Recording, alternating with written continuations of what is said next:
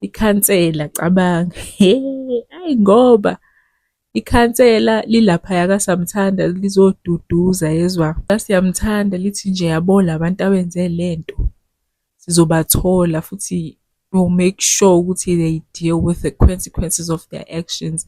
Lapho yena uqoba ukhuluma ngaye. Eyiwo mfethu. Hayi cha shame hayi. Athe sakhuluma kanjalo nje lokhane ebanga isitina kungena i-phone call. I-call yamtshela ukuthi uSiyamthanda weqile uphunyulile. Dun dun dun. Shubist. Yashuba-ke manje. Induna mfethu inamaphoyisa kwi-payroll yayo.